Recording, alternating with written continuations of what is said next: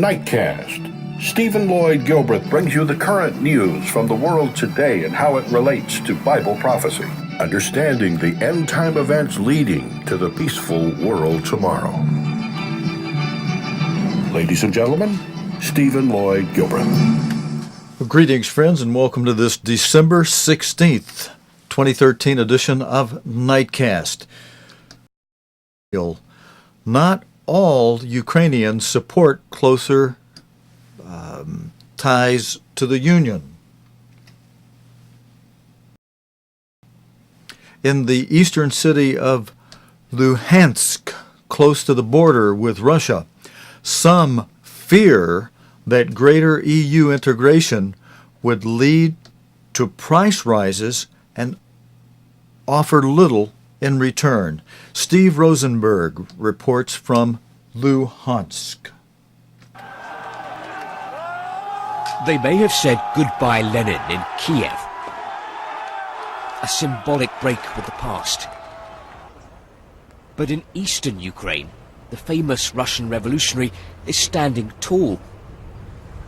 In the city of Luhansk, there are lots of Lenins, but no barricades, no protest camps. Russia is close by. The European Union feels very distant. Ask Valentina what she thinks of pro-Europe protesters in the capital, and you'll hear nothing but criticism.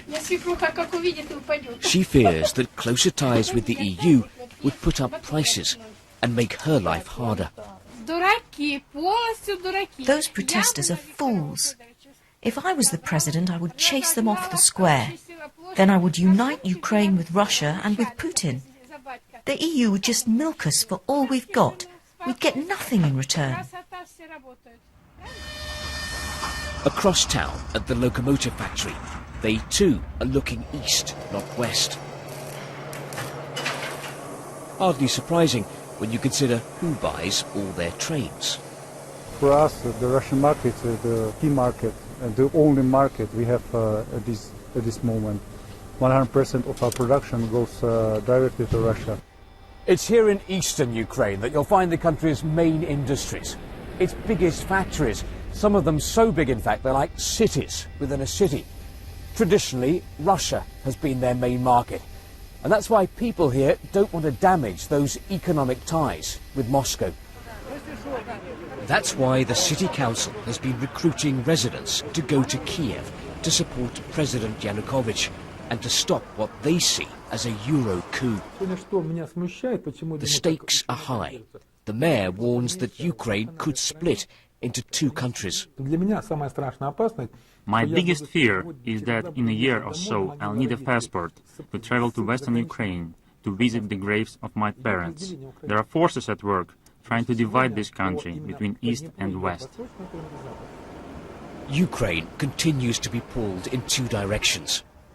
So far, Independence Square has been the focus of attention. Now the East wants its voice heard. Steve Rosenberg, BBC News, Luhansk. Okay, friends, and I'm trying to get my camera to roll back on over here. Here we go. There we go. We've totally reset a lot of the switches and equipment today, and so things are a little different for me tonight, so I may fumble around just a little bit. But I've got a couple of very important stories, and I started with that story first because it relates to the EU. I do have the news reports for you tonight, friends, on the announcement from a federal judge in the United States regarding the NSA. I'll have that story coming up for you shortly, and video related to that. This next story, although I will need to read, I don't have video on this, I'll need to read most of this to you. This is a story related to that first story, in a way, Ukraine being on the border with Russia.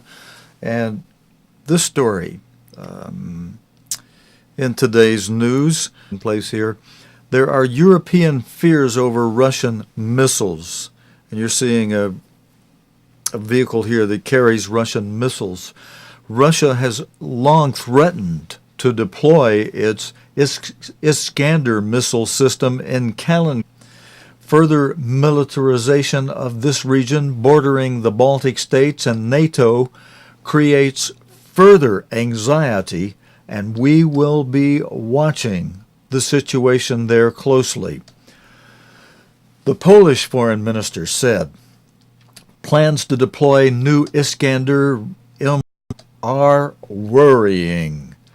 It added that such a deployment would contradict effective Polish-Russian cooperation, in particular with respect to this region, and undermine constructive dialogue between NATO and Russia. We will raise this topic in our bilateral contacts with the Russian side. Okay, I had to read that one to you, friends, without video, but I felt that was an important story to be aware of, that things are happening that we need to keep our eye on that could help.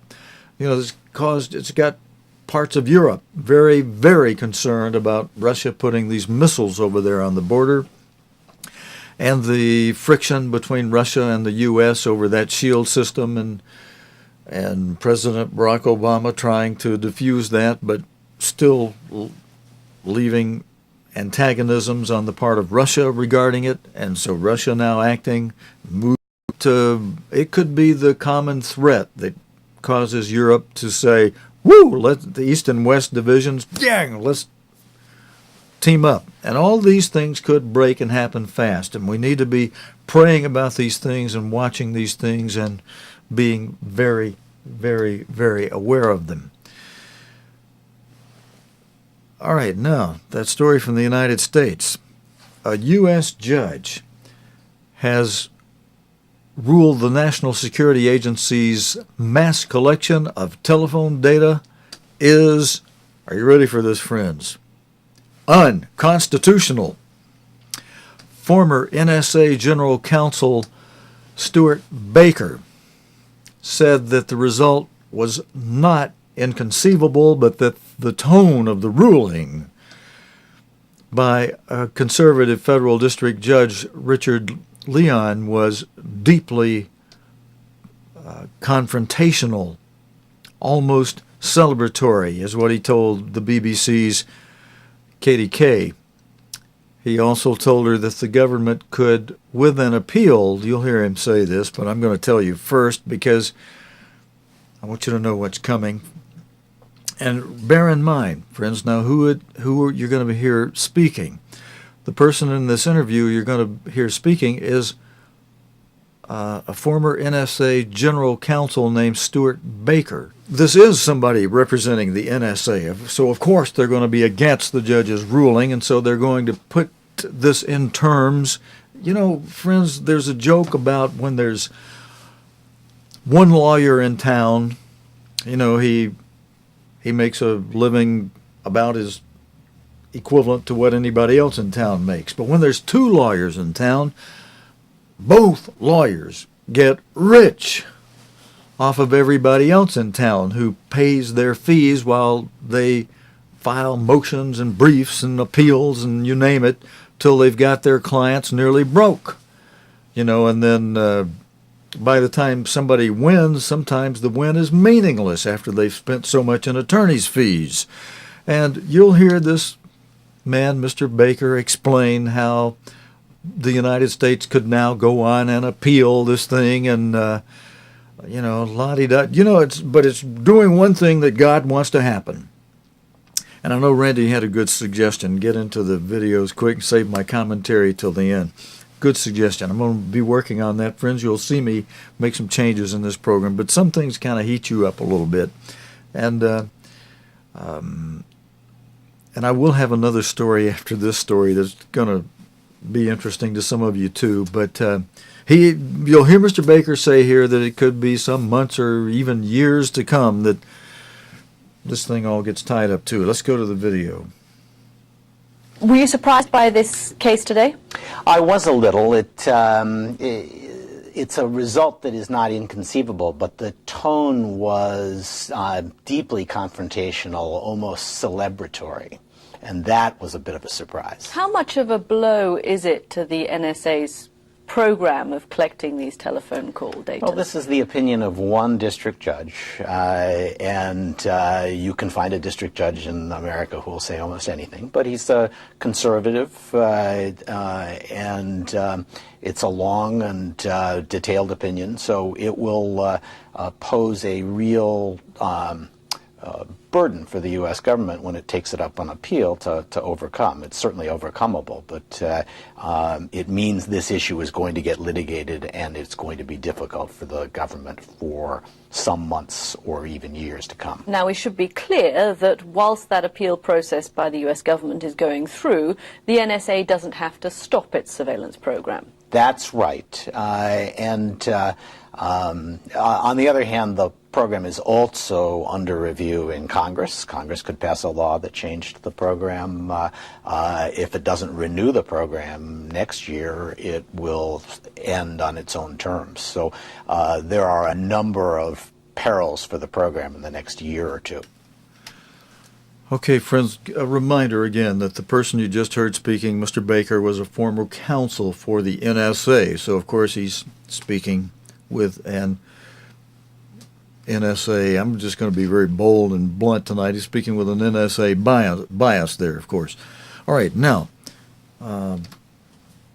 further related to that story, the White House has ruled out the idea of granting amnesty to fugitive intelligence contractor Edward Snowden, despite a top national security agency NSA official suggesting potential amnesty if he stopped leaking documents. In a press conference from the White House today, spokesman Jay Carney said Mr. Snowden faced felony charges in the U.S. and should return to the country where he will be accorded full due process and protections in our system. So in other words, no, the White House is not going to grant Mr. Snowden amnesty. Mr. Carney also said the NSA official Richard Legeff, who is head of the NSA task force on the leaks damage, had only offered his personal opinion in proffering a potential amnesty.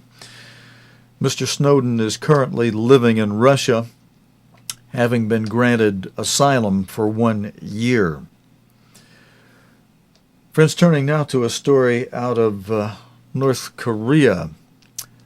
North Koreans ask discreet questions over the recent execution, the shock execution of Kim Jong-un's uncle, Chang Song-thaek, has left the region in a grave and unpredictable situation, according to South Korea's President Park Geun-hye. It is kind of shocking, isn't it? This is Lucy Williamson with the report here. Let me find my buttons. We've moved everything, friends. Here's the buttons to start that here. Many North Koreans living here in the south are using covert contacts to try and find out what's happening back home. Their reports seem to suggest a rise in the level of indoctrination sessions, with many people being forced to write letters of loyalty pledging their allegiance to the regime.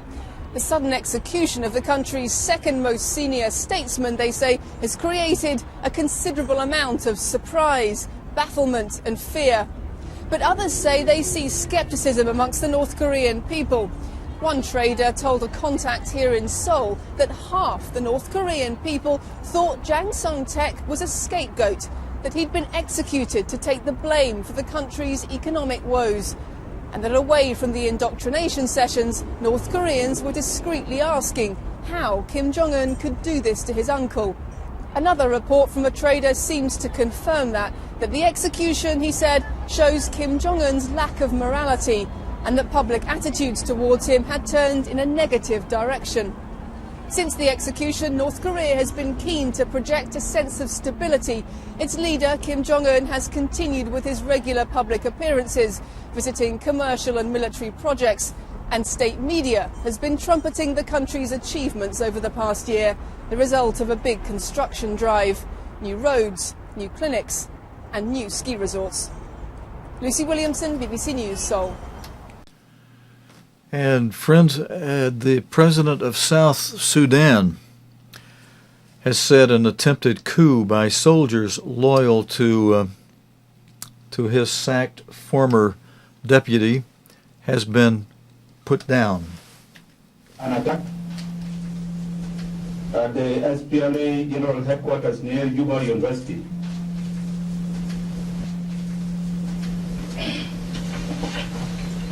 By a group of soldiers allied to the former Vice President Dr. Riek Machar Singh and his group. These attacks continued until this morning. However, I would like to inform you all, my dear citizens, that your government is in full control of the security situation in Juba.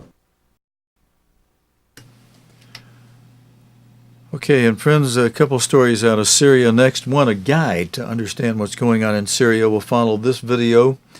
But in this video, the UN's biggest ever appeal for aid has launched with the aim of helping the nearly 3/4 of the Syrian population it says will need aid in 2014.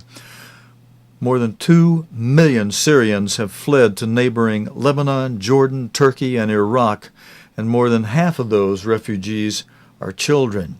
Jim Muir reports from the Lebanese border. Play in the snow here as they do all over the world. But life is tough at Arsal, on high ground, very close to the Syrian border. This is the only official tented camp the authorities have allowed to be set up. With sub-zero temperatures at night, keeping warm is a desperate need. My husband's sick, she says. The cold is making us all ill from fumes from the stove. Overwhelmed by the scale of the challenge, the UN and all the aid agencies have launched the world's biggest ever appeal. They're asking for $6.5 billion to help cope with the 2.3 million refugees who fled Syria and more than 6 million others displaced internally, the bulk of them children. It's a problem that's not going to go away. We're now talking about 9.3 million people across the country in need, over 6 million people displaced, many of them more than once. The figures are so large that we've kind of lost sight of the fact that behind each one of those numbers is a child, is a woman, is a man, it's a family, it's a community. Refugees are still pouring out of Syria at the rate of around 130,000 a month. It shows no sign of slowing. Lebanon's taking more than its share of the burden. 1 in 5 people now in the country is a Syrian refugee. Here and in other neighboring countries, there are fears the influx will have a destabilizing effect the longer it goes on. And some of the more vulnerable refugees really need settling elsewhere. There are people who cannot be helped just with money. There are people who are vulnerable because they are disabled, because they have illnesses. They don't have the money to get adequate care. There aren't systems that allow them to get adequate care, like the NHS in the UK. And the only thing you can do for them is to take them somewhere where they can get the care and assistance that they need. The effort to help the needy Syrians is already massive. It's broken new ground now, with direct aid flights going into the Kurdish-controlled northeast of the country from northern Iraq for the first time. But much more is still needed to cope with a disaster that's growing every day. Friends, the conflict in Syria began in early 2011 following a series of demonstrations that took place in key cities across the country.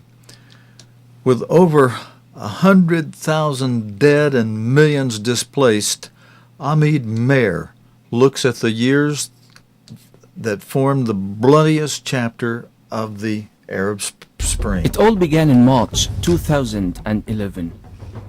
It started with peaceful protests. But the Syrian uprising turned into an armed conflict after a deadly crackdown by security troops. A group of military defectors then formed the Free Syrian Army. Their aim? to topple the government of President Bashar al-Assad. Today, the Free Syrian Army is the main Western-backed rebel force. But there are many other rebel factions. Some are jihadist groups affiliated to Al-Qaeda.